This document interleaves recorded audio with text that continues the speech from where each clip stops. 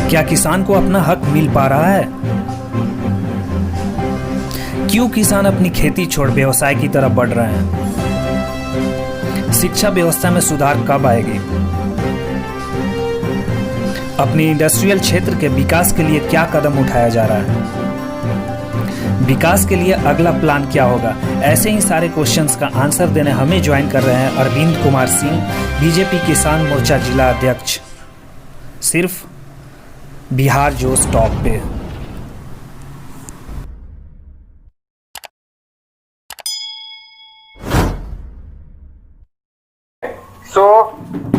दोस्तों, आज मैं जिस शख्स का इंटरव्यू लेने जा रहा हूँ और मेरे साथ में जो है रवि मुझे ज्वाइन किया है, और जिस शख्स का मैं इंटरव्यू लेने जा रहा हूँ वो शख्स जो है भाजपा किसान मोर्चा के जिला अध्यक्ष है, साथ में ही प्रधानमंत्री जन कल्याण के उपाध्यक्ष भी है, और इसके अलावा जो है वो अपना बिजनेस भी रन करते हैं। उनका नाम है अरविंद कुमार सिंह, हमें अभी ज्वाइन कर चुके हैं। और सबसे पहले अरविंद जी, मैं आपको बहुत बहुत बधाई देना चाहता हूं कि हाल ही में जो है आपको एक पुरस्कार मिला है institute of leadership peace Manila Philippines के द्वारा। उसके लिए बहुत बहुत बहुत सारी बधाइयां और बहुत सारी शुभकामनाएं भी। बहुत बहुत धन्यवाद कुंदन जी आपका। वाकई में आप सब जो काम कर रहे हैं उसके लिए दिल से धन्यवाद है आप सभी को, बहुत बहुत आभार। और आप लोगों ने मुझे इस लायक समझा कि आपने मुझे अपना इंटरव्यू देने के लिए आमंत्रित किया, मैं आपको दिल से धन्यवाद देता हूँ, बहुत बहुत आभार। और आपके चैनल के माध्यम से सबको नमस्कार। तो सबसे पहले मैं स्टार्ट करना चाहूंगा कि जैसे आपका जो लाइफ का जो जर्नी हुआ है, ठीक है, स्टार्टिंग में चाइल्डहुड के टाइम से जो आपका जर्नी हुआ है, जैसा आपका जो जन्म स्थान है, ठीक है, आपका जो एजुकेशन है, आपका फैमिली जो है, इसके बारे में हम चाहते हैं कि सबसे पहले आप अपने जितने भी यहाँ पे दर्शक है, जो ऑडियंस है, आप उनको अपने बारे में कुछ ऐसा इंट्रोडक्शन दें ताकि वो एक सिंबॉलिक हो और कुछ आपके बारे में भी लोग जाने। बिल्कुल, आप जो भी जानकारियां चाहेंगे मैं आप सबसे साझा करूंगा। जो भी दर्शक जुड़े हुए हैं या भविष्य में जो भी जुड़े होंगे, सबको सबसे पहले मेरा करबद्ध निवेदन और प्रार्थना है, प्रणाम है। ऐसा है कि मेरा नाम अरविंद कुमार सिंह हुआ, जैसा कि अभी कुंदन जी आप सबको बता रहे थे, रवि जी भी इससे जुड़े हुए हैं। मेरा जन्म स्थान उस पावन धरती से हुआ है, आज इसको शीतलपुर कहा जाता है। पूरे बिहार में औद्योगिक नगरी के नाम से मशहूर है, जहां खुद बिहार सरकार के माननीय मुख्यमंत्री नीतीश कुमार जी अगर रक्सौल की धरती पे आते हैं तो वो शीतलपुर आते हैं। और शीतलपुर जो है, शीतलपुर को उन्होंने औद्योगिक नगरी का दर्जा दिया हुआ है, जहां राइस प्लांट एक ऐसा मशीन होता है जो चावल कूटने वाली मशीन का यहाँ बहुत बड़ा मतलब मशीन बनाया जाता है, उसका एक उत्पादन हब है यहाँ पे। उस धरती से मैं आप सबको प्रणाम करता हूँ। रक्सौल भारत नेपाल सीमा पे अवस्थित है, भारत नेपाल सीमा को रेखांकित करने वाली जगह है रक्सौल। उसी के जुकियाड़ी पंचायत से मैं शीतलपुर ग्राम वासी अरविंद कुमार सिंह आप सबको प्रणाम करता हूँ। ग्रामीण परिवेश में पला बड़ा हूँ और निश्चित रूप से लोगों के बीच रहने का प्रयास करता हूँ।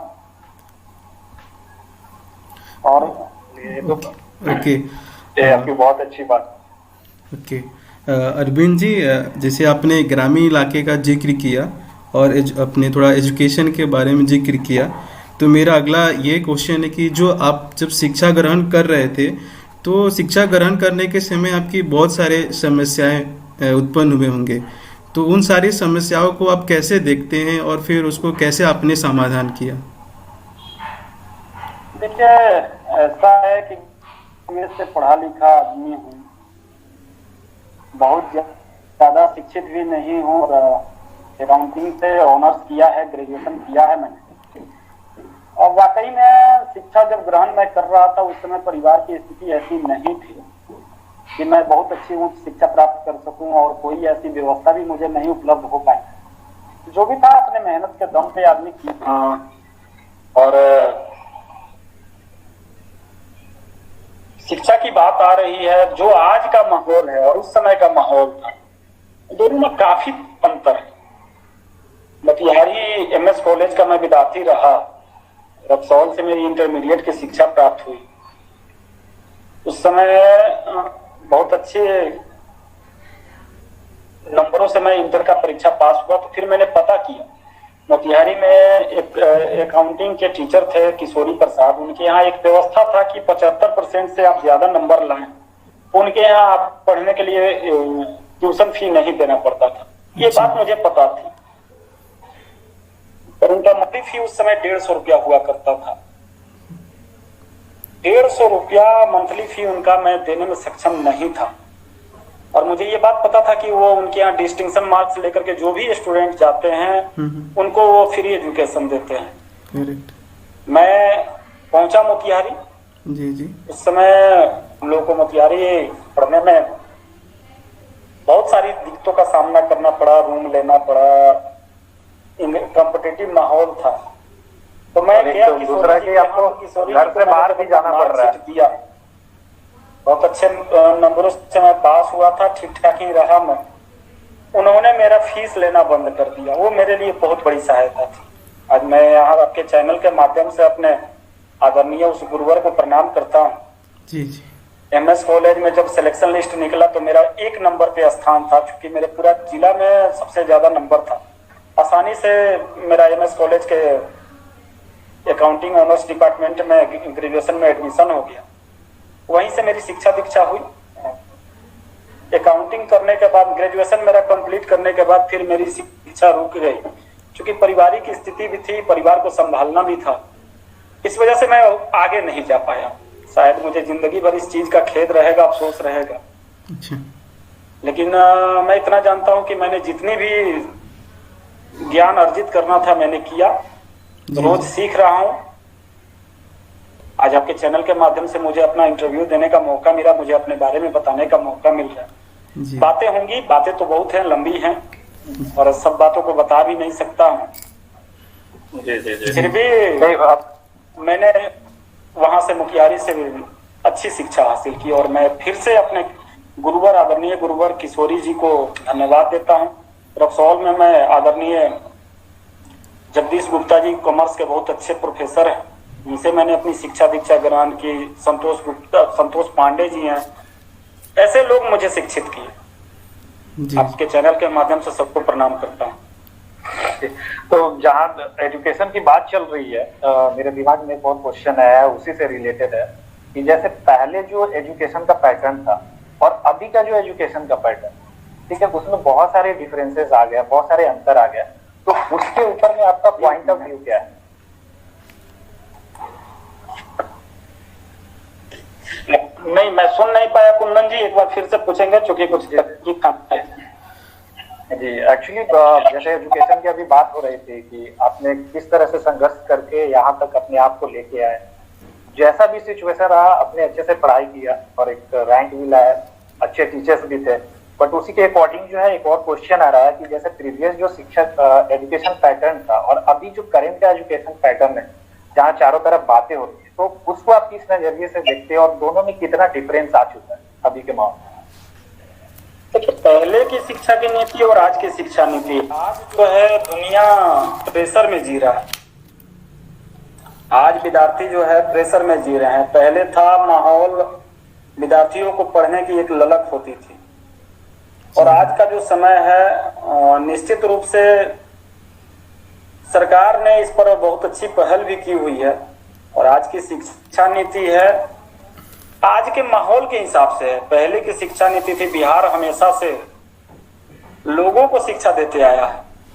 बिहार उस धरती का नाम है कि अगर आप पूरे इंडिया में IAS IPS या बड़े पैमाने में जो उच्च कोटि के बहालियां होती हैं, उसमें बिहार जो है सबसे आगे रहता है। थोड़ी सी हुई है, कुछ ऐसी समस्याएं आई हैं, विद्यार्थियों में हताशा का दौर चल रहा था। निश्चित रूप से भारत सरकार ने इस पे विचार किया, और भारत सरकार धन्यवाद का पात्र है कि विद्यार्थियों के जीवन के रक्षा के लिए नई शिक्षा नीति लागू की है। खामियां तो हर जगह हैं, ऐसा नहीं है कि खामियां नहीं है, उसमें भी कुछ खामियां हैं। उसको सुधार करने का चूंकि नियम लाई गई है, अगर शिक्षाविद उस पर विचार कर रहे हैं, आगे भी जो है 70 साल से जो शिक्षा नीति चली आ रही थी उस पे भारत की वर्तमान सरकार ने विचार किया, जी जी नीति लाया, आम जनमानस के उपयोग के लिए उस नीति को लाया जाएगा, लोगों से राय विचार लिया जाएगा, फिर आगे जो भी आमूलचूल परिवर्तन करना होगा भारत की सरकार करेगी, ऐसा मेरा मानना है। क्योंकि देश के भविष्य विद्यार्थी हैं, विद्यार्थी आप भी हो सकते हैं, विद्यार्थी हम भी हो सकते हैं, विद्यार्थी कोई भी हो सकता है। जी विद्यार्थी का कोई ऐसा नहीं है कि हाँ मतलब एक उम्र का ही विद्यार्थी होता है, सीखने की सबकी एक उम्र होती है।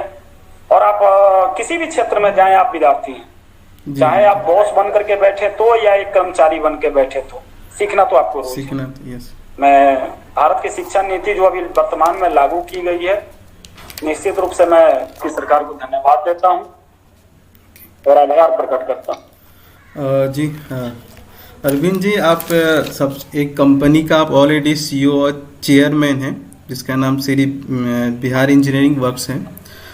तो आपने अपना शिक्षण पूरा कंप्लीट किया, तो फिर बिजनेस में आने का आपका कैसे प्लान रहा? कैसे आपका मन हुआ कि नहीं अब मुझे बिजनेस करना चाहिए? और जो भी आपने बिजनेस किया, एक कंपनी आप ऑलरेडी रन कर रहे हैं, तो इसको आगे बढ़ाने के लिए आपने बहुत सारे एक्सपेरिमेंट वगैरह किए होंगे क्योंकि ऑलरेडी मार्केट में कंपटीटर आपके हैं। तो ऐसा क्या क्या आपने स्टेप्स लिए कि जो आपका बिजनेस आगे बढ़ सके, आगे बढ़े? ये सब चीज़ें कुछ शेयर देखिए, कीजिए। ऐसा है रवि जी कि बिजनेस तो सिर्फ बिहार इंजीनियरिंग है, हमारी जो फैक्ट्री है जी बहुत छोटी यूनिट है जी और राइस मिल बनाती है हमारी फैक्ट्री। राइस मिल मतलब जो आज आप धान से चावल बनाते हैं, चावल कूटने वाली मशीन है और वो हमारी फैक्ट्री बनाती है। उसमें ऐसा था कि मैं उस समय, मुझे याद है कि मैं मैट्रिक का स्टूडेंट हुआ करता था, उससे पहले उस बिजनेस को चलाते थे। मैट्रिक का मैं एग्जाम देने गया, पिताजी की परिस्थिति ऐसी नहीं थी कि वो कुछ कर पाए।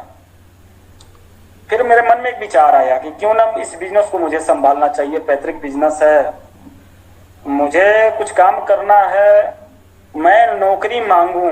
मेरे मन में यही विचार आया कि मैं अगर भारत सरकार से, बिहार सरकार से नौकरी के लिए प्रयासरत रहूंगा या किसी प्राइवेट सेक्टर में मैं जा करके नौकरी करूं, उससे बेहतर है कि मैं अपने बिजनेस को हैंडल करूं। विचार आया और मैंने अपने बैठ के पिताजी से बात की कि नहीं होता है तो मैं इस बिजनेस को संभालता हूं। जी जी उस समय ऐसी परिस्थिति भी नहीं थी, क्योंकि उनके बिजनेस करने का तरीका और जो उस समय वर्तमान में चल रहा था उस तरीका में काफी अंतर थी। मैंने पिताजी को समझाया, पिताजी को भी लगा शायद कि समय का यही जरूरत है। पिताजी के द्वारा मुझे बतलाया गया कि हाँ ठीक है, तुम करो, जो समझ में आता है करो। फिर मैं धीरे धीरे पहले बिजनेस को समझा कि इस बिजनेस को मैं लोगों तक कैसे पहुंचा। मैं लोगों के बीच में गया। उस समय 4 व्हीलर नहीं था मेरे पास, मैं मोटरसाइकिल से, ट्रेन से, बस का सफर किया। जी जी और आपको लोगों के बीच पहुंचा, लोगों का दुख समझा, जो हमारे कस्टमर हुआ करते थे उस पे मैंने विचार करना शुरू किया। उसी समय 2006 की बात है, मैं 2006 में इस बिजनेस में इन कर गया था। 2006 में मुझे कहीं से ये पता चला कि बिहार सरकार पैक्सों में राइस मिल लगा रही है। जी जी बेल्ट्रॉन बिहार सरकार की एक बहुत बड़ी संस्था है। जी जी उसके एमडी उस समय के पाठक हुआ करते थे, बहुत बड़े आईएएस ऑफिसर थे और एक कड़क आईएएस ऑफिसर के रूप में जाने जाते थे। पता नहीं मेरे मन में क्यों विचार आया, क्योंकि मैं जब बिजनेस में इन कर गया हूं, मैं नौकरी मांगू, मैं किसी के यहाँ जाके नौकरी करूं, उससे बेहतर है कि मैं लोगों को रोजगार दूं। उससे बेहतर था, मेरे मन में ये विचार आया कि मैं लोगों तक रोजगार पहुंचाऊं, मैं 10 लोगों को नौकरी दूं। इसी विचार के तहत मैं पटना गया। शास्त्री नगर में उस समय बेल्ट्रॉन का चैम्बर हुआ करता था। मैं गया तो फिर मुझे पता चला कि नहीं, यहाँ से चैम्बर उठ के मौर्या कम्प्लेक्स में चला गया। मैं मिला बेल्ट्रॉन के एमडी से, के पाठक से, और जो मुझे अनुभूति हुई उस इंटरव्यू से, जी जी वाकई में मेरे जीवन को उसने बदल दिया। वह 10 या 15 मिनट का समय मुझे मिला था और के पाठक जी के द्वारा मुझसे एक ही प्रश्न पूछा गया कि तुम बिजनेस में क्यों आना चाहते हो। जी, आम क्वेश्चन। मेरे मन में एक ही सवाल था कि मुझे लोगों को रोजगार देना है। जी जी। मैंने उनको बोला कि सर ऐसा है कि मैं लोगों के बीच में रोजगार पहुंचाना चाह रहा हूं, इस वजह से मैं इस बिजनेस में इन कर रहा हूं। बातचीत बढ़ी, पैक्सों में प्लांट लगना था, तो फिर उसके बाद में उसका मैं समझा जाना, बात आगे बढ़ी और बिहार सरकार के द्वारा अप्रूवल मिला। हम लोगों ने पैक्सों में प्लांट लगाना शुरू किया। एक एक प्लांट में 20 से 25 लोगों को रोजगार मिलना प्रारंभ हुआ। बिहार के लिए एक ऐसा है कि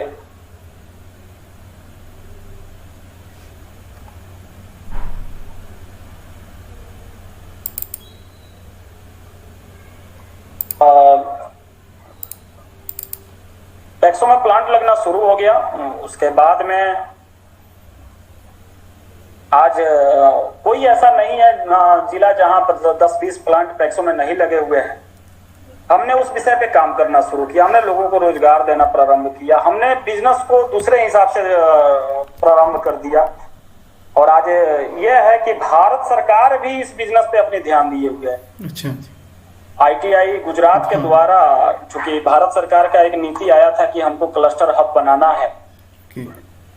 उस समय भी गुजरात के मुख्यमंत्री आदरणीय नरेंद्र मोदी जी थे, जो अभी आपने भारत के यशस्वी प्रधानमंत्री हैं। जी जी। उनके द्वारा अपने ITI टीम को शीतलपुर का निरीक्षण करने के लिए भेजा गया। क्लस्टर टीम का अगर बिहार सरकार के नीतीश कुमार जी के द्वारा क्लस्टर हब के रूप में शीतलपुर को विकसित करने का प्रोग्राम बना। ITI पटना में हमारी ट्रेनिंग भी हुई थी और IIT में, सॉरी ITI में बोल दिया, IIT में पटना में बीटा में जो अभी चली गई थी, वहाँ हमारी ट्रेनिंग हुई थी। मैं उस ट्रेनिंग में भाग भी लिया था। कुछ कारणवश, कुछ तकनीकी कारणों शीतलपुर क्लस्टर हब का रूप नहीं ले सका, दुर्भाग्य हम लोगों का, क्योंकि उसमें कुछ राजनीति भी हो गई थी। फिर से हम लोग प्रयासरत हैं कि शीतलपुर को हम लोग क्लस्टर हब के रूप में प्रसिद्धि पे जो पहुंचाना है, उस पे हम लोग लगे हुए हैं। बिहार सरकार के द्वारा हमें आश्वासन भी मिला है और इस दिशा में हम लोग काम भी कर रहे हैं।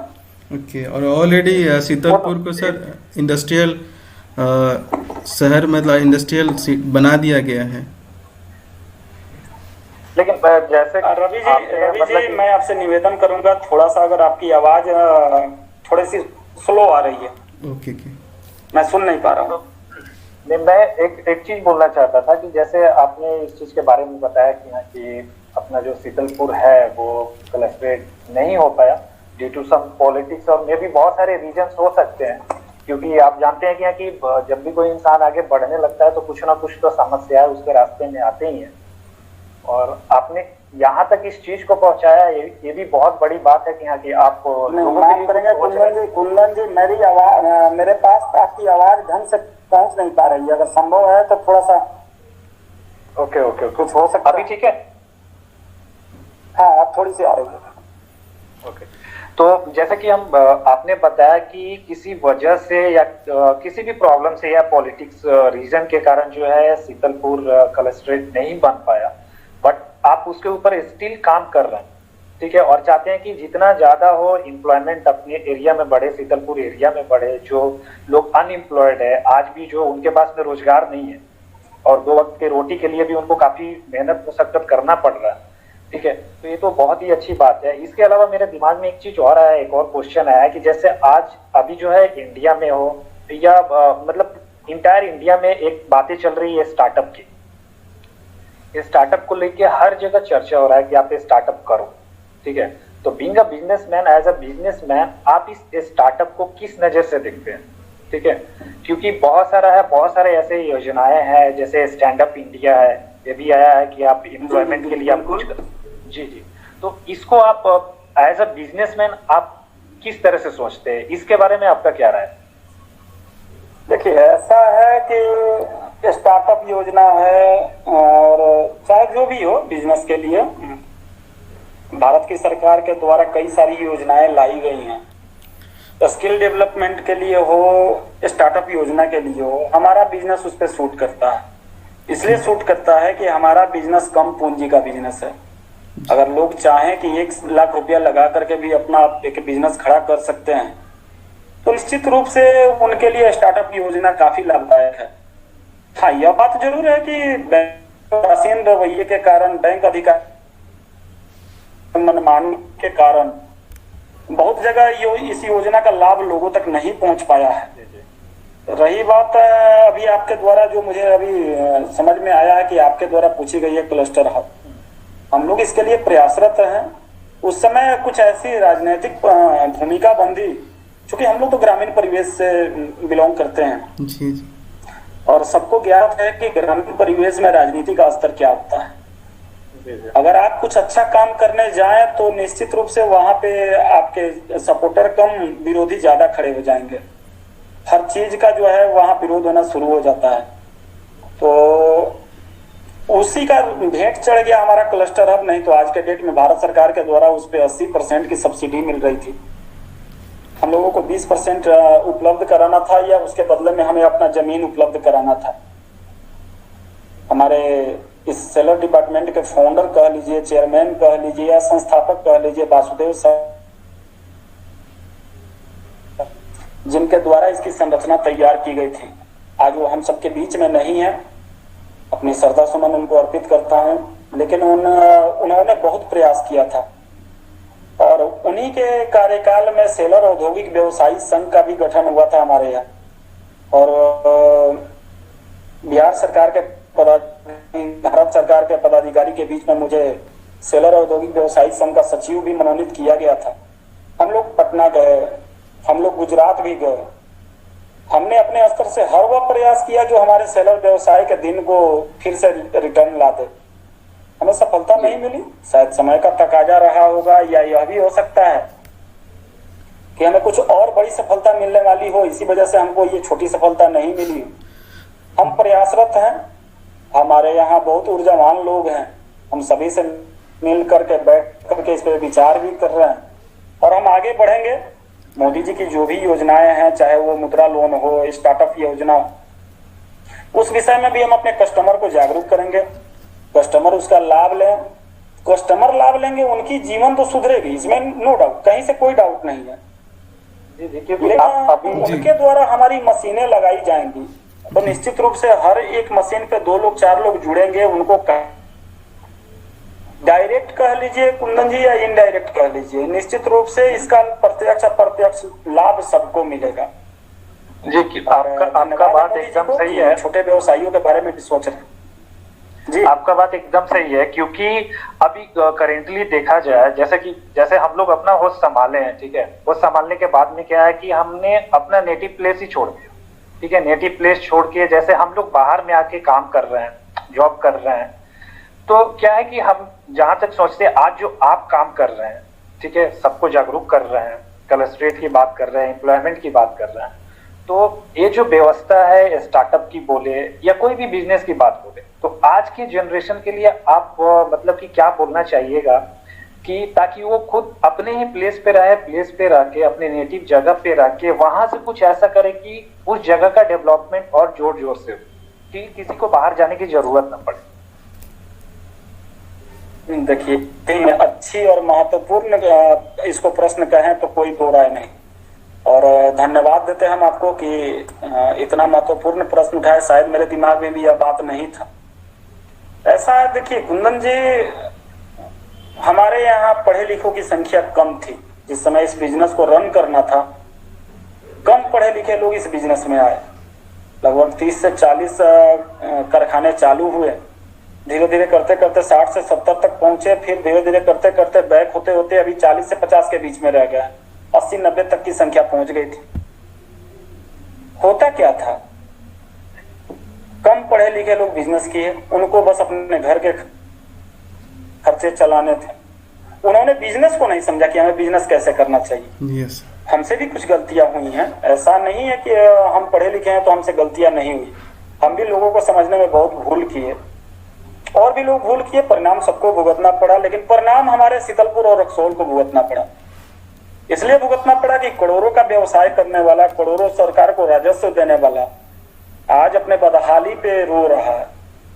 उदारक की बाट जो हो रहा है, लेकिन उदारक मिल नहीं रहा। राजनीतिक परिवेश कह लीजिए, ग्रामीण परिवेश कह लीजिए, उसी का कारण था कि ये बिजनेस फ्लॉप कर गया। लेकिन हाँ, आज मैं रोकूंगा।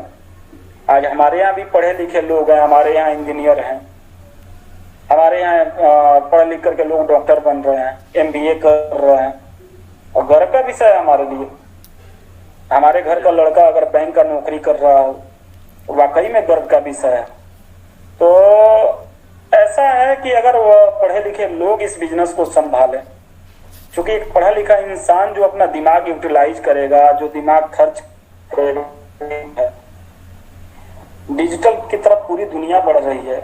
हम अब उस दौर तक नहीं पहुंच पाए जिस दौर तक हमें पहुंचना चाहिए था। अभी भी हम बहुत पीछे हैं। आप कल्पना भी नहीं कर सकते हैं कि हम और लोगों से कितना पीछे हैं। जब बड़े बड़े इंडस्ट्रियलिस्ट बैठते हैं और उसमें अगर हम लोगों को जाने का मौका मिलता है जी, हमने पंजाब में भी और हरियाणा में भी एग्जीबिशन जो राइस मिल का पूरे ऑल इंडिया का लगता है, मैं उसमें विजिट किया और बड़े गर्व के साथ बोलता हूं कि मैंने शीतलपुर का प्रतिनिधित्व किया है जी। हर जगह शीतलपुर को मैंने रखा है और किसी का मान सम्मान नहीं घटने दिया है। हाँ, लेकिन जरूरी नहीं है कि मेरे ही एक रख देने से समस्या का समाधान हो जाना है या शीतलपुर का नाम हो जाना है। हमारे जैसे अगर 10-20 और लोग रहते तो शायद हमारे शीतलपुर का इतिहास कुछ और रहता।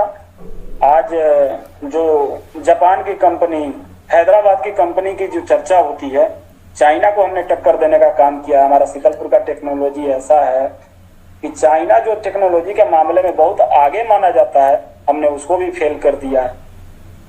हमारे यहाँ बहुत सारे जानकार लोग भरे हुए हैं, उनके अंदर में इतनी काबिलियत, लेकिन बस वही है कि हम उनको सही दिशा नहीं दे पा रहे हैं, उनको हम सही जगह नहीं पहुंचा पा रहे हैं। अगर हम प्रण कर ले, पढ़े लिखे लोग, मैं पढ़े लिखे शब्द पे जोर दे रहा हूँ जी जी जी, अगर पढ़े लिखे लोग अपने ढंग से इस बिजनेस को रन करें, इस बिजनेस को अपने ढंग से मतलब संचालन करें, तो निश्चित रूप से इस बिजनेस का दिन ही नहीं लौटेगा, हमारे शीतलपुर का भी दिन लौटेगा।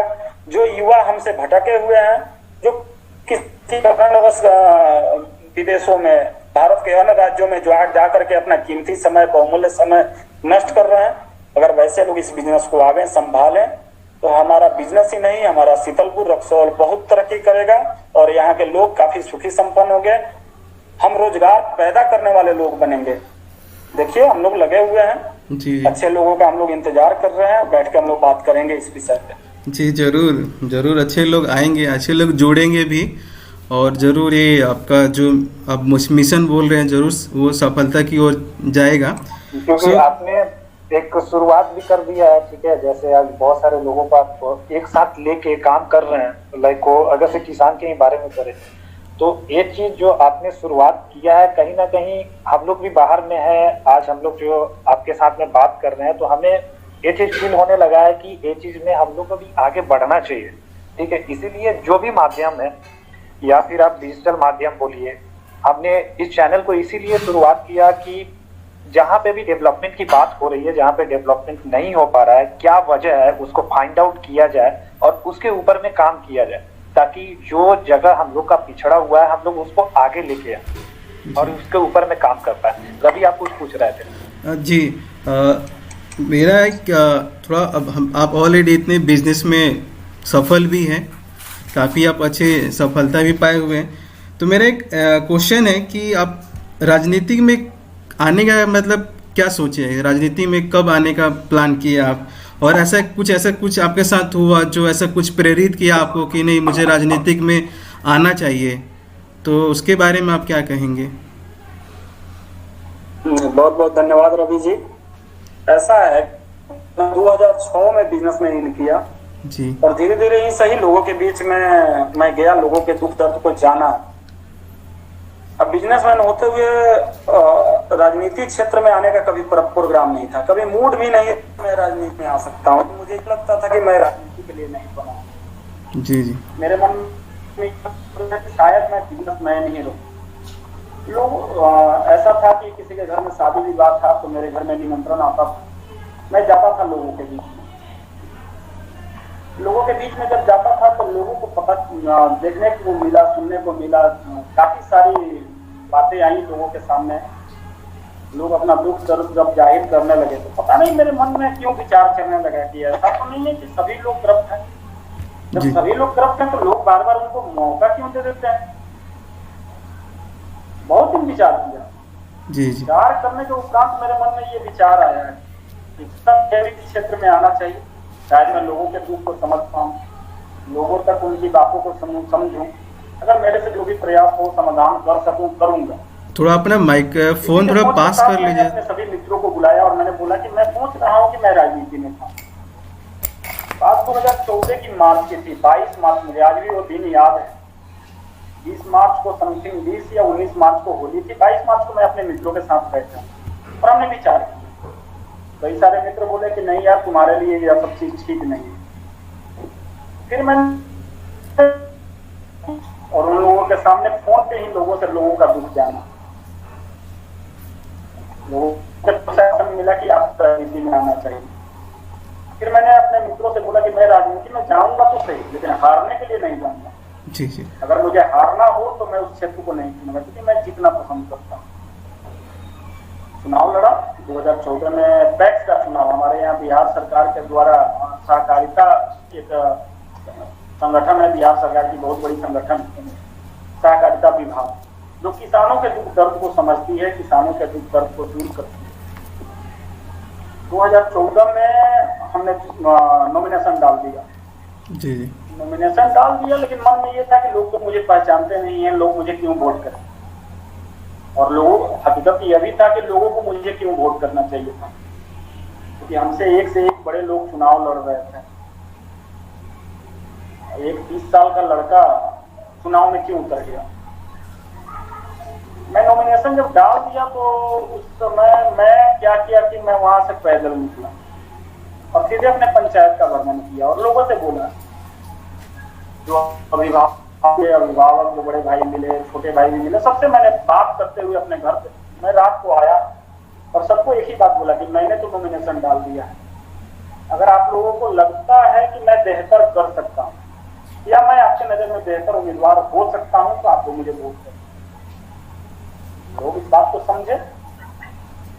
लोगों की जरूरतों को पूरा करने का मैंने आश्वासन दिया। 2014 में 21 अक्टूबर को 2014 को मेरा इलेक्शन हुआ और 22 अक्टूबर 2014 को काउंटिंग था। जी चुनाव काफी गर्मा गर्मी रही। 4-5 लोगों के बीच में चुनाव हुई। 41 वोट से मैं चुनाव जीता 22 अक्टूबर 2014 और 23 अक्टूबर 2014 को दीपावली का पर्व था। जी चुनाव जीत के आया, लोगों का उमंग देखा, जोश देखा, तो मुझे लगा कि हाँ मैंने सही किया और लोग मुझे जो है अपना भरोसा दिया। लोग का आशीर्वाद मिला। 2014 से 2019 तक मैं लगातार पैक्स अध्यक्ष रहा। लोगों के बीच में जो भी मुझसे हो सका मैंने करने का प्रयास किया।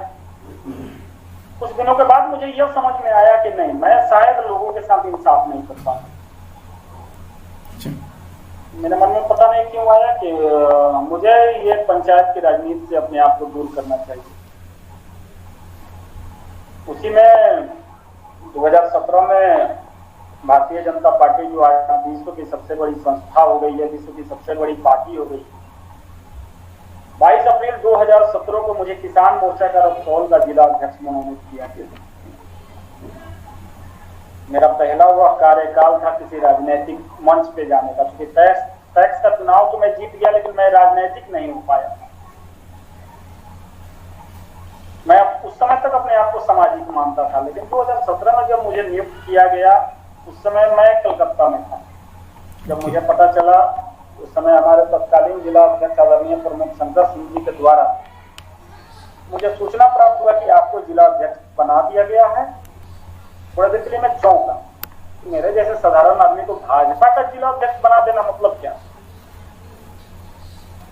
मैं आया, रक्सौल में मेरा काफी स्वागत हुआ। मुझे उस समय थोड़ा सा लगा कि मैं अभी तक किस दुनिया में जी रहा था।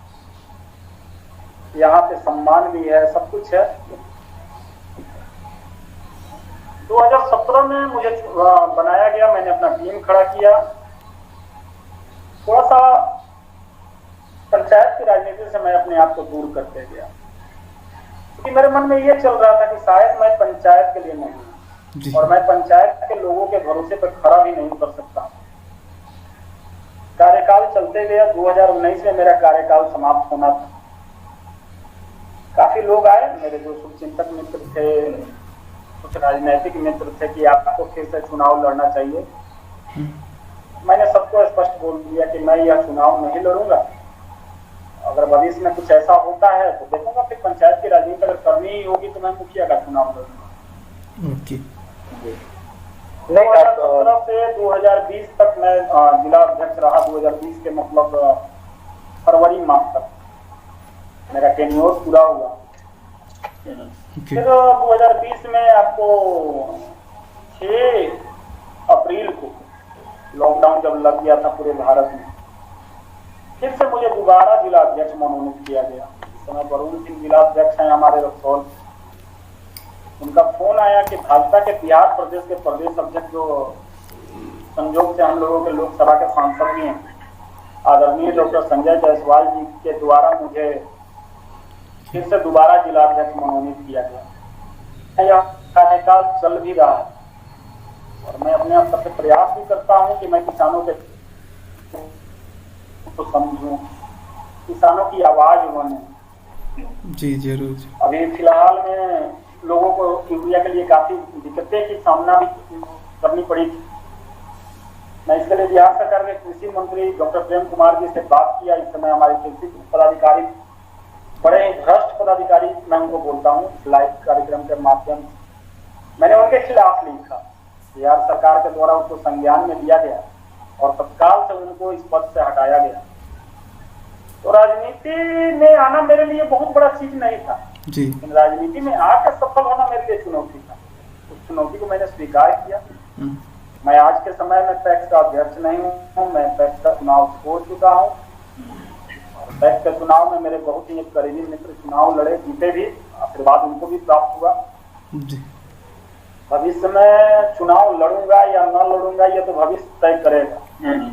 हाँ, यह बात जरूर है कि भाजपा का सदस्य बनने के बाद मैं अपने आप को गौरवान्वित महसूस कर रहा हूँ। निश्चित रूप से भविष्य क्या होगा ये तो भविष्य तय करेगा, इससे अभी मैं कोई टिक्का टिप्पणी नहीं करूंगा। इसी बीच में प्रधानमंत्री जी की योजनाओं को, प्रधानमंत्री जी के विचारों को, योजनाओं को धरातल पर आम जनमानस तक पहुंचाने के लिए एक संगठन काम कर रही है पूरे देश में। जी। प्रधानमंत्री जन कल्याणकारी योजना प्रचार प्रसार अभियान, जिसके सम्मानित राष्ट्रीय अध्यक्ष आदरणीय श्री कुशेश आर्य जी हैं और बिहार के प्रभारी हैं जो सुप्रीम कोर्ट में हैं आदरणीय विनोद झा जी। बिहार के प्रदेश अध्यक्ष हैं कैप्टन जयशंकर झा जी। उन लोगों के द्वारा मेरी नियुक्ति बिहार प्रदेश उपाध्यक्ष पद पे हुई है। उस संगठन के माध्यम से भी मैं लोगों का दुख जानने का प्रयास कर रहा हूँ, लोगों के दुखों का समाधान करने का प्रयास कर रहा हूँ। जी। यही है मेरा अभी तक का राजनीतिक इतिहास कह लीजिए, राजनीतिक सफर कह लीजिए। और मैं अपने स्तर से दिन रात प्रयास करते रहता हूँ कि मैं लोगों के दुख को समझूं।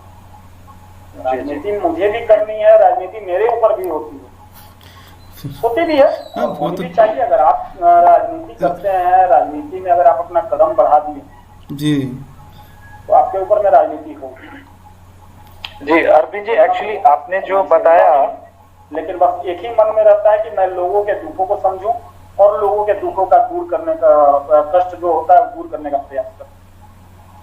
जी, आपने जैसे बताया कि 2014 में आपने जो पैक्स का इलेक्शन है आपने जीता, ठीक है। उसके बाद आपने नेक्स्ट 5 इयर्स तक जो है लोगों का सेवा किया पैक्स के माध्यम से।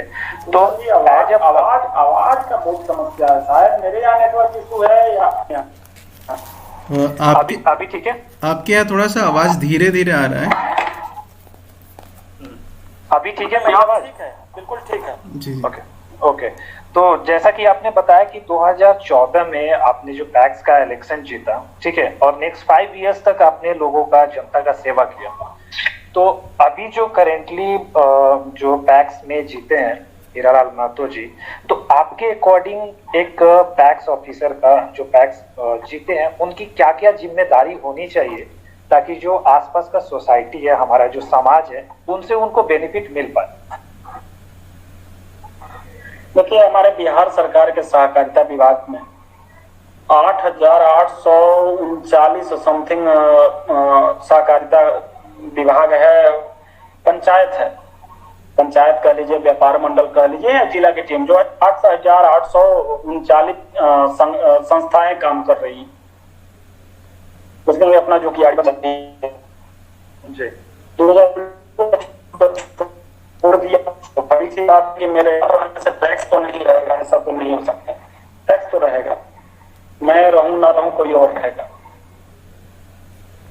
कैंडिडेट आए, चुनाव लड़े, जो ग्याड़ी पंचायत के जनता का आशीर्वाद अभी वर्तमान पैक्स अध्यक्ष हीरालाल जी को मिला, मेरी भी बधाई और शुभकामनाएं उनको।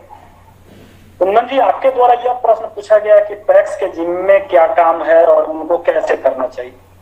मैं आपको बता दूं कि जोगियाड़ी पैक्स में राशन वितरण की भी व्यवस्था है। लोगों को जो आज गरीब अन्य योजना के तहत राशन मिल रही है, चाहे पीडीएस होता है, जिसको पीडीएस बोल लीजिए, जन वितरण प्रणाली के अंदर, वो भी है। उसके माध्यम से लोगों को कम दर पे राशन पहुंचाना है। खाद, किसानों को खाद के लिए जो है कहीं ताकना झांकना न पड़े, इसके लिए बिहार सरकार के द्वारा खाद का लाइसेंस भी दिया गया हुआ है। किसानों को जो फसल उपजती है, धान और गेहूं, उसकी खरीद पैक्स को करनी होती है। अपने पूर्वी चंपारण में गेहूं की खरीद थोड़ी सी कम ही होती है, लेकिन धान की खरीद बड़े पैमाने पर होती है। ये पैक्स अध्यक्ष के जिम्मे ये बहुत महत्वपूर्ण काम है। लोगों के फसलों को बीमा कराना, लोग का फसल क्षति जो होता है उसके विषय में करना और सरकार से राहत दिलाना, या पैक्स अध्यक्ष या पैक्स अधिकारी या कोऑपरेटिव सोसाइटी के मेंबर का फर्ज बनता है। प्लस जो भी सोसाइटी आपका जो है लाभ अर्जित करे, उसको लोगों तक पहुंचाना भी आपका दायित्व बनता है। हीरालाल जी भी बहुत अच्छे ऊर्जावान व्यक्ति हैं और मुझे आशा ही नहीं, पूर्ण विश्वास है कि इन सब बातों पर जनता के भरोसे पर खरे उतरेंगे। शुभकामनाएं भी हैं उनको और आग्रह भी करेंगे कि इस सब विषय पे अपना ध्यान रखें और लोगों के दुखों को समझें। क्योंकि एक सफल नेता, राजनेता बन सकता है जो लोगों के बीच में लोगों का दुख दूर करे। इसके लिए हीरालाल जी को आगे आना चाहिए और जो भी समस्याएं हैं उनके लाइव कार्यक्रम के माध्यम से हम बता रहे हैं कि उनको जो भी सहयोग चाहिए हम सहयोग देने के लिए।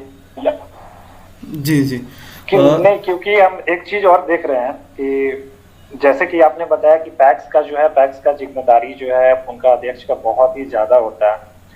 तो अभी का जो सिचुएशन आप देख रहे हैं कि जैसे कि शीतलपुर बोलिए, जोगियाड़ी बोलिए, अपने पंचायत में जितने भी गांव, ठीक है, बहुत ऐसे जो फार्मर्स है, किसान है, जो शिक्षित नहीं है, ठीक है। अभी जैसे बाढ़ में बहुत लोगों का फसल भी बर्बाद हुआ होगा, हम तो देखे नहीं, लेकिन ऐसा मैंने सुना जो मैंने रिसर्च किया, ठीक है। तो बीइंग पैक्स अध्यक्ष आप जो है मेरे अकॉर्डिंग, जैसे आप बता रहे हैं कि उनको जाके एक जैसे सोसाइटी का होता है, एक चलिए लोक अदालत हमने बनाया, लोक अदालत में जितने भी किसान हैं उनको हम शिक्षित कर रहे हैं कि आपके लिए ये सुविधाएं जो है पैक्स के थ्रू आपको मिल रही है। आपको कोई भी समस्या है या आपकी जो समस्या आप हमको बताएं इस लोक अदालत में, ताकि उसके ऊपर में हम लोग काम कर सकें। क्योंकि हमारे यहाँ जितने भी किसान हैं, ठीक है, किसानी बहुत अच्छे से करते हैं, मेहनत भी करते हैं, लेकिन कहीं ना कहीं मुझे लगता है कि उनको जो लाभ मिलना चाहिए वो अभी नहीं मिल पा रहा है। तो इसके ऊपर में आप क्या कहना चाहिए? देखिए, ऐसा है कि पैक्स अध्यक्ष बहुत छोटी संस्था है, लेकिन अगर पंचायत के हिसाब से देखा जाए तो बहुत बड़ी संस्था है। पैक्स मतलब किसानों की संस्था और स्वायत्त संस्था है। पैक्स ऐसी संस्था है कि जिसपे किसी का कोई आधिपत्य नहीं है। एक पैक्स अध्यक्ष सबसे बड़ा अधिकारी होता है और पैक्स अध्यक्ष जो चाहे अपने पंचायत में कर सकता है। बस उसको एक प्रस्ताव लेना होता है अपने मेंबर से, जो मेंबर जीते हुए होते हैं उनको प्रस्ताव लेना होता है कि हमको ये काम करना है। बिहार की सरकार पैक्स को फुल्ली छूट दी हुई है। जी हम लोगों ने अपने स्तर से बहुत सारा प्रयास किया। हम उस समय गैसीफायर राइस मिल लगाना भी चाह रहे थे, लेकिन हमारे पंचायत में जमीन का कुछ ऐसा पेच फंसा कि हम उसमें सफल नहीं हो पाए, लेकिन हमने अप्रूवल करवा दिया। ओके। अगर आज के डेट में अगर हीरालाल जी जो कि वर्तमान अध्यक्ष हैं, तो सारी दायित्व और जिम्मेवारी उनकी है, तो निश्चित रूप से उनको किसानों के बीच जाना चाहिए। किसानों को कई तरह की समस्याएं हैं। आज प्रधानमंत्री किसान सम्मान निधि भी आई हुई है। वाकई में हमारे पंचायत पढ़े लिखे लोगों का कम है, लेकिन कम पढ़े लिखे लोगों का ज्यादा लोग यहाँ पे रहते हैं। तो अभी के हिसाब से जवाबदेही हमारी भी है, चूंकि हम किसान मोर्चा के जिला अध्यक्ष हैं। जी जी। तो इसमें कहीं से ये नहीं कि हम अपने जिम्मेवारी से भाग रहे हैं। हमारी भी जवाबदेही है।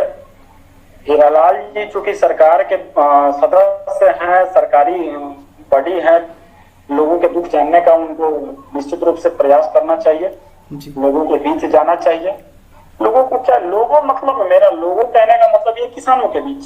जी जी। किसान महिला भी हो सकती है, किसान बच्चे भी हो सकते हैं, किसान बूढ़े भी हो सकते हैं। किसान एक ऐसा शब्द है जिसकी कोई उम्र सीमा नहीं होती है। समस्याएं कई तरह की हैं। किसानों को चूंकि सबसे बड़ी समस्या है आज के डेट में, बिना एलपीसी का कुछ होना नहीं है। लोग तक उनको पहुंचना चाहिए और लोगों के दुख को दूर करने का उनका प्रयास करना चाहिए। रही बात, मैं फिर से एक बार कह रहा हूँ कि उनको किसी प्रकार की समस्याएं आई, क्योंकि वो अभी इस क्षेत्र में नए, हमने अपना 5 साल का कार्यकाल पूरा कर लिया है, तो कहीं ना कहीं उनसे ज्यादा अनुभव है। अगर उनको लगता है कि हमारी अनुभव उनको काम आ सकता लेना चाहिए और हम मदद करने के लिए तैयार है। जी जरूर जरूर। हम लोग भी उनसे आग्रह करेंगे, अगर कुछ ऐसा चीज़ रहता है उनको तो जरूर आपसे जो भी इशूज है उन पर आपसे डिस्कशन करेंगे, और जो जितने भी हमारे किसान भाइयों की जो प्रॉब्लम है उसको जितना रिजॉल्व करने में हेल्प आप कर सकते हैं उतना आप जरूर करेंगे। मेरा एक क्वेश्चन है, मेरे दिमाग में से चल रहा है कि आप किसान मोर्चा के जिला अध्यक्ष हैं, ऑलरेडी बीजेपी पार्टी ने आपको मनोनीत किया हुआ है, तो आपके अनुसार किसान की क्या क्या समस्याएं होती है, और जो जो समस्याएं हैं उसको कैसे आप लोग सरकार के पास पहुंचाते हैं? देखिए, हम उत्तर बिहार क्षेत्र से आते हैं जी जी। और उत्तर बिहार आज के समय में गन्ना किसानों का सबसे प्रमुख केंद्र बना हुआ है। हमारे यहाँ गेहूं की फसल भी होती है, हमारे यहाँ धान की भी फसल होती है, हमारे यहाँ रबी की भी फसल होती है, हमारे यहाँ तिलहन कह लीजिए, दलहन कह लीजिए, सारी फसलें होती है। लेकिन मुख्य रूप से आज गन्ना का क्षेत्र बन चुका है, क्योंकि हम उत्तर बिहार में कई चीनी मिलें चालू भी हैं, एक आध बंद भी हैं, लेकिन चालू अधिक है। तो बहुत सारे लोग गन्ना की खेती भी करने लगे हैं, धान भी होती है। हमारे यहाँ उत्तर बिहार के किसानों की सबसे बड़ी समस्या है बाढ़। भारत सरकार के तत्कालीन प्रधानमंत्री आदरणीय श्री अटल बिहारी वाजपेयी जी ने एक सपना देखा था, छोटे नदियों को बड़े नदियों से जोड़ने का। जी जी। इसलिए नहीं जोड़ने का कि उससे कुछ बहुत बड़ा नुकसान था, इसलिए जोड़ने का कि किसान अपने देश के अन्नदाता है। उत्तर बिहार जो है, बिहार के पूरे बिहार का पेट भरने वाला जगह है, और यहाँ के किसान बाढ़ से हमेशा परेशान रहते हैं, उनकी फसलें खराब हो जाती हैं। उस समय उन्होंने सपना देखा था और अभी तक वो सपना पूरा नहीं हुआ है। उत्तर बिहार के, चूंकि मैं भी एक किसान का घर से ही आता हूँ, तो कहीं ना कहीं मेरे भी मन में यह कुछ उठता है। जी जी। निश्चित रूप से नेपाल में जो बाढ़ आती है उसका अगर समाधान हो जाए तो हम काफी सशक्त हो जाएंगे। हमें हमारे उपज का अच्छा मूल्य मिले। भारत सरकार इस दिशा में बहुत अच्छा काम भी कर रही है, समर्थन मूल्य बढ़ भी रहा है। चूंकि आदरणीय नरेंद्र मोदी जी का यह सोच भी है कि 2022 तक किसानों की लाभ दुगुनी हो, किसानों की आय दुगुनी हो, इस दिशा में काम भी हो रही है। हाँ, लेकिन समाज के जागरूक व्यक्तियों का बहुत सारे हो सकते हैं। अभी अगर आप ये मुहिम चलाए हुए हैं तो आप भी समाज के लिए एक जागरूक है, समाज को दिशा देने वाले लोग हैं। हमारा आपका सबका यह कर्तव्य बनता है कि जिनके पास जानकारियां न, जी जी, उनका कम जानकारियां पहुंचाएं। इस विषय में मैंने कई बार आवाज उठाया। भारत सरकार के केंद्रीय कृषि मंत्री अभी वर्तमान नरेंद्र सिंह तोमर जी हैं और कृषि कार्य मंत्री श्री कैलाश चौधरी जी हैं, उन तक भी मैंने उत्तर बिहार के किसानों की समस्याओं को रखा और उसके कई समाधान भी हुए हैं। गन्ना किसानों का भुगतान बाकी था। धीरे धीरे गन्ना किसानों के खाते में 1 साल तक लंबित पड़ा हुआ था। कुछ लोग हमको बोले, हमने इस पे काम किया। बिहार सरकार के कृषि मंत्री जी को मैंने इसके विषय में लिखा, उन्होंने इसको संज्ञान में लिया, भारत सरकार तक पहुंची जी और इस पे काम अब किसानों के खाते पेमेंट आना शुरू हो गया है। बहुत सारे किसान ऐसे हैं जो किसान सम्मान निधि के लिए अप्लाई कर दिया, लेकिन उनको नहीं पता था कि हमें क्या करना चाहिए, नहीं करना चाहिए। हम लोगों ने इसके लिए एक कैंप लगाया, कैंप के माध्यम से लोगों को लाभ पहुंचाया। ओके जिस समय आधार कार्ड बन रहा था, आधार कार्ड के लिए भी लोग तरस रहे थे, हमने कैंप लगवाया, आधार कार्ड बनवाया। क्यों बनवाया? लोगों को कुछ भी इसकी जानकारी नहीं है। हम समाज में आ गए हैं, हम समाज हमारा इंतजार कर रहा है। समाज यह हमारा परम कर्तव्य बनता है कि हमें आगे आना चाहिए। आगे आने के लिए आपको कई सारी तकलीफें उठानी पड़ती है, लेकिन अगर आप समाज को दिशा देने वाले लोग हैं, समाज को जागरूक करने वाले लोग हैं, तो आप उन तकलीफों को सह सकते हैं। हमने भी सहा और लोगों तक उनका लाभ पहुंचाया, लोगों तक उनका जानकारियां दी। आज आप अगर पंचायत में घूमे, रक्सौल में घूमे, तो इस विषय में आपको बहुत सारे लोग मिल जाएंगे कि हाँ नहीं हमें लाभ मिले। जी इस विषय में सबको पहल करने की आवश्यकता है। केवल एक पैक्स अध्यक्ष को ही क्यों, केवल एक किसान मोर्चा के जिला अध्यक्ष को ही क्यों, हर उस पढ़े लिखे शख्स का यह परम कर्तव्य बनता है कि अपने लोगों तक उसका लाभ पहुंचाए, अपने लोगों तक उसकी समुचित जानकारी दे। जी जी जी। तो अभी जैसे कि मैंने देखा कि आए दिन तो सोशल मीडिया पे आपका बहुत सारा पोस्ट मैं देखते रहता हूँ, और जैसे आप लोग काम करते हैं, हर गांव में जाके घूमते हैं, मीटिंग होता है, लोगों की बातों को सुनते हैं कि क्या समस्याएं आ रही है। तो सोशल मीडिया के थ्रू हमें भी जानकारी मिलती रहती है कि हाँ कि चलो आप हो वहाँ पे, आप काम कर रहे हो अपनी टीम के थ्रू। तो जैसे आप जो यहाँ जिला अध्यक्ष बने हुए हैं भाजपा किसान मोर्चा के, ठीक है, तो वहाँ पे अभी आपके फ्यूचर्स के क्या प्लानिंग है, और अभी आपने उस प्लान पे या कोई भी प्लान आपने किया है, उस प्लान पे आपने कोई ऐसा काम किया है जिसके कारण बहुत सारी बदलाव भी आए, और आगे का क्या प्लानिंग है जिससे जो हमारे किसान भाई हैं उनके आने वाले भविष्य में, फ्यूचर में उनको और भी इससे बेनिफिट मिलने वाले? देखिए ऐसा है कुंदन जी, हम राजनीतिक संगठन में हैं, हम विश्व के सबसे बड़ी राजनीतिक संगठन के कार्यकर्ता हैं, कहीं से कोई शक नहीं है। हम भाजपा के किसान मोर्चा के जिला अध्यक्ष हैं, यह भी सत्य बात है। हमारा एक ही उद्देश्य होता है कि हम लोगों के बीच में लोगों तक लाभ कैसे पहुंचाएं, और उसके लिए हम हर वह कदम उठाने के लिए तैयार हैं जिससे हमें कोई भी गंभीर परिणाम क्यों न भुगतना पड़े, उसकी परवाह हम न कभी किए न करेंगे। जब भारत नेपाल सीमा की रोज एक्सीडेंट हुआ करता था, रोज जाम लगता था, रक्सौल की जनता जाम में ही मर जाती थी, उसके लिए भी कोई आवाज उठाने वाला नहीं था।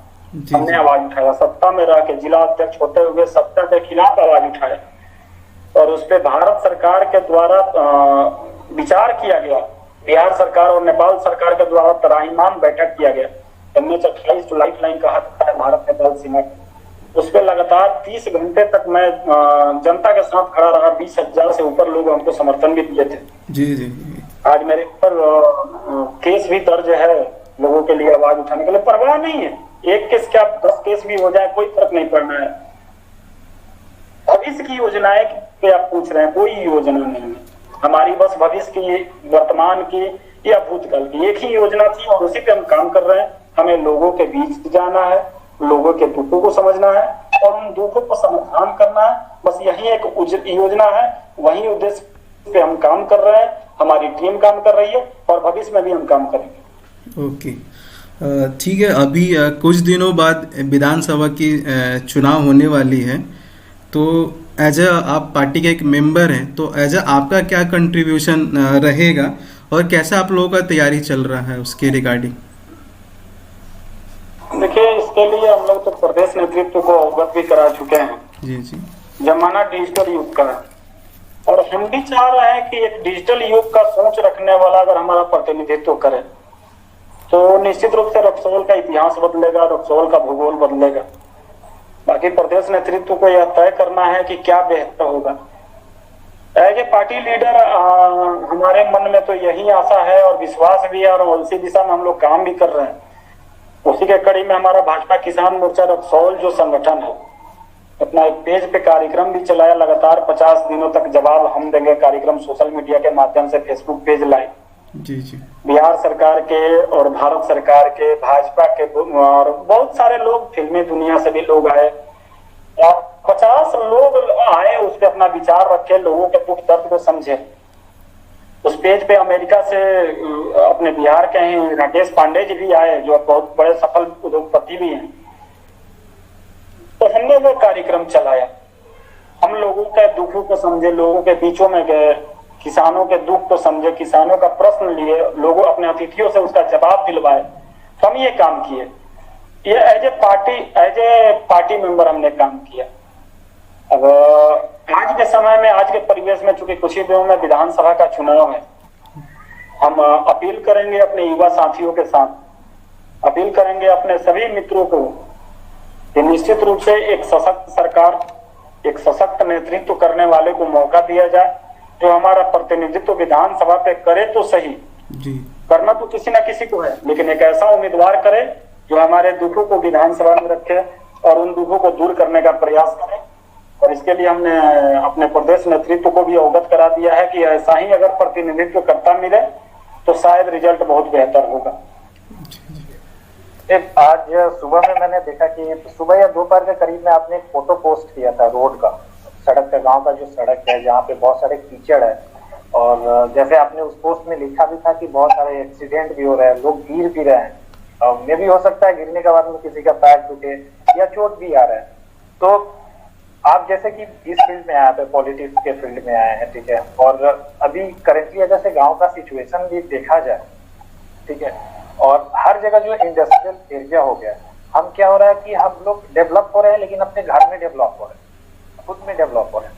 हमारा जो सोसाइटी आसपास का जो डेवलपमेंट है, आप बात कर लीजिए या सड़क की बात कीजिए, एजुकेशन की बात कीजिए, कहीं ना कहीं हम लोग जो है, हम लोग में एक कमी है, वहाँ के लोगों में भी कमी है कि इस चीजों पे ध्यान नहीं दे रही, उस पर आवाज नहीं उठा रही।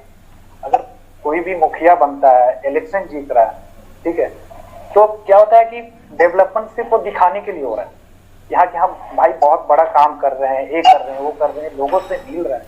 लेकिन आज का जो मैंने आपका पोस्ट देखा फेसबुक पे, मुझे बहुत दुख हुआ, क्योंकि मैं उस जगह को बचपन से देखता आ रहा हूँ, ठीक है। पहले एक टाइम था कि वो सड़क बहुत अच्छी थी, आज आपने जो दिखाया फोटो में, बहुत दुख हुआ कि अभी ये सिचुएशन हो गया। अगर मैं बात करूँ शीतलपुर चौक से लेके आपके घर तक का भी मैं बात करूँ, तो बीच में जहाँ पे रोड है वहाँ आज भी मैं देखता हूँ कि पानी लगा हुआ रहता है, सड़कें टूटी हुई है, लेकिन किसी का ध्यान नहीं जा रहा है। वहाँ पे सब लगे हुए हैं कि कमाना है, 2 वक्त का पैसा कमाना है, इंफ्रास्ट्रक्चर को डेवलप नहीं करना है। तो उसको लेके अगर से अब विधानसभा का जो इलेक्शन आने वाला है, क्या आप उसमें मतलब कि खड़ा होंगे इस चीज को लेके, या फिर अपना आवाज उठाएंगे कि जो हमारा सर्कमस्टेंसेस है वो चेंज हो, डेवलप हो, कि हमारा भी गांव जो है एक स्वच्छ गांव दिखे, जहाँ पे हर तरफ सर सफाई दिखे, अच्छी रोड दिखे, जो एजुकेशन है वो भी अच्छे लेवल पे हो। तो इसके बारे में आप क्या सोचते हैं और आपका आगे का क्या प्लान? कुंदन जी, ऐसा है कि सत्ता में रह करके, कि मैं अभी सत्ता में हूँ, भाजपा बिहार में राज कर रही है, बिहार की सरकार में भाजपा शामिल भी है, भारत की सरकार भाजपा की सरकार है, तो सत्ता में हूँ मैं। ऐसा नहीं है कि मैं सत्ताधारी दल का नहीं हूँ। सत्ता में रह के सत्ता का खिलाफ करने का हिम्मत सबके अंदर में नहीं होता है। मैंने आज सुबह में वो पोस्ट किया, आजीज होकर के पोस्ट किया। हमने सड़क के बनाने वाले ठेकेदार से बात किया, हमने उस विभाग के पदाधिकारियों से बात किया, सब बोले थे कि हमको जो है 4 से 5 दिन में काम शुरू हो जाएगा। मैं 7 दिन इंतजार किया, 7 दिन तक जब कोई काम नहीं हुआ तो मजबूरी बस मुझे उस पोस्ट को डालना पड़ा। मैंने इसके लिए बिहार सरकार के पथ निर्माण मंत्री आदरणीय नंदकिशोर यादव जी को भी चिट्ठी लिखा जी। आज ही मैंने वो चिट्ठी को उनके पास पोस्ट किया, और ये भी मैं बता दूं कि आज ही उनका जवाब भी आया है और इस पर बहुत बड़ी कार्रवाई भी होने जा रही है। आप सबके बीच में सोशल मीडिया के माध्यम से उस कार्रवाई को मैं रखूंगा भी। तो ऐसा है कि कोई विरोध करे या कोई सपोर्ट करे, इसकी हम चिंता क्यों करें? आपने काम किया, हमें कोई दिक्कत नहीं है। आप गुणवत्तापूर्वक काम किए, नहीं किए, उस समय भी हमने आपको चेताया था कि आप सही से काम करिए, चूंकि यह औद्योगिक नगरी है और यहाँ पे कोई कोताही बर्दाश्त नहीं होगी। कुछ ऐसा समय आया क्योंकि मुझे घर से बाहर निकलना पड़ा, सड़क बन गई। आप कह रहे हैं पानी लगा हुआ था, इतनी वहां खस्ता हाल थी, नाला की पोजीशन थी, नाला को बने हुए, माफ कीजिएगा इसी में कई बार फोन भी आ जाता है, कुछ ऐसा होता है जी। तो नाला भी हम वहां पे आदरणीय मुखिया खाली चीज तो निर्माण भी हो गया है। पानी लगने की समस्याएं आज से 4 महीना पहले से खत्म हो चुकी है। हम 4 महीना से बोल रहे हैं उस विभाग के पदाधिकारी को कि इसको मोटरेबल बनवा दीजिए, क्योंकि ये 5 साल का मेंटेनेंस का काम है। 1 साल भी नहीं हुए हैं अभी बने हुए, सड़क खराब हो गया, चाहे जिस कारण से खराब हुआ। खराब होने का कारण ये हो सकता है कि पानी के चलते खराब हुआ हो, या यह भी हो सकता है कि आपने गुणवत्तापूर्वक काम नहीं किया। विभाग के द्वारा हमें आश्वासन पे आश्वासन मिलते गया। चूंकि मैं सत्ता में हूं तो मुझे भी कई सारी मजबूरियां समझनी पड़ती हैं, लेकिन इसका मतलब ये तो नहीं है कि हम सहते रहे। हम इस दुख को जिंदगी भर सहें। हम भाजपा के कार्यकर्ता हैं, हम किसी और संगठन के कार्यकर्ता हैं, वो बात का चीज है, लेकिन हम शीतलपुर सबसे प्रथम चीज है। बिहार सरकार आपको फंड दे रही है, भारत सरकार आपको फंड दे रही है, तो उसको यूटिलाइज कीजिए ना भाई साहब। हमारा तो बस एक ही मतलब है, आप काम करिए, हमें आपसे क्या मतलब है, हमें आपसे कोई रिश्तेदारी थोड़ी जोतनी है। जी जी। और लोग गिर रहे हैं, मतलब वहां पे मैं आपको बताऊं अभी इतनी भयावह स्थिति है कि बाइक से चलना तो दूर की बात है, आप पैदल भी उस सड़क पे नहीं पार कर सकते हैं। अगर नाला का सहारा आप नहीं लें तो आप पैदल भी नहीं जा सकते हैं। मैं तो यह भी आज बोल दिया हूं कि अगर 2 दिन के अंदर में अगर उस पर काम नहीं लगेगा तो मैं वहीं बैठ के लाइव वीडियो के माध्यम से मैं सत्य उपाय करूंगा। इसलिए कि न मैं कभी डरा हूं न कभी डरूंगा, लेकिन हाँ यह जरूर है कि लोगों के दुख को दूर करने के लिए मुझे जो भी परेशानियां झेलनी पड़ी, जो भी कीमत चुकानी पड़ेगी, मैं तैयार हूं। और आवाज कभी मेरा दब नहीं सकता। इसको लोग अन्यथा लें, कुछ अच्छे रूप में लें, कोई फर्क नहीं पड़ता है मुझे। मेरी जन्म हुई है समाज को दिशा देने के लिए, मेरी जन्म हुई है समाज को नई राह दिखाने के लिए। मैं उस पर काम करूंगा, परिणाम भुगतने के लिए मैं सहज तैयार हूं, स्वीकार हूं। और कुंदन जी, आपको सोशल मीडिया के माध्यम से सारी बातें पता भी चल जाएंगी। जी जी हाँ, बहुत अच्छा सुन के अच्छा लगा हमें काफ़ी कि आप उस सोसाइटी को डेवलप करने के लिए इतना तत्पर हैं और इतना आगे बढ़ रहे हैं और अच्छे अच्छे कार्य कर रहे हैं। सो हमारा आप हमारे साथ जुड़ने के लिए बहुत बहुत धन्यवाद। हमारा फाइनल क्वेश्चन है कि आप जो यूथ्स हैं हमारे, उनको आप क्या मैसेज देना चाहते हैं? देखिए, आप हमको जोड़े, आपको कि ये मैं नहीं बता सकता हूँ। मैं आपसे जुड़ा, मुझे जो खुशी हुई है शायद आप उसको मेरे चेहरे से नहीं समझ सकते हैं। मुझे आज अपने आप पे गर्व महसूस हो रहा है कि आप जैसे भाइयों मित्रों के चलते मुझे इस लाइव कार्यक्रम में भाग लेने का मौका मिला। जी। और दिल के गहराइयों से आप लोगों को कोटि कोटि धन्यवाद देते हैं, क्योंकि आप समाज को दिशा देने का काम कर रहे हैं। ऐसा ही नहीं, पूर्ण विश्वास है कि आप लोग ऐसे ही निरंतर अपना कार्यक्रम चलाते रहें, समाज को दिशा देते रहें। आपका जब भी आदेश होगा मैं सहर्ष तैयार हूँ, हाजिर रहूंगा। बस आपका एक आदेश होना चाहिए। बात रवि जी आपके द्वारा पूछा गया है कि युवाओं को मैंने आप क्या मैसेज देना चाह रहे हैं। जी जी। युवा को मैसेज देने की क्या आवश्यकता है? युवा आप हो, हम हो, युवा तो खुद लोगों को मैसेज देते हैं।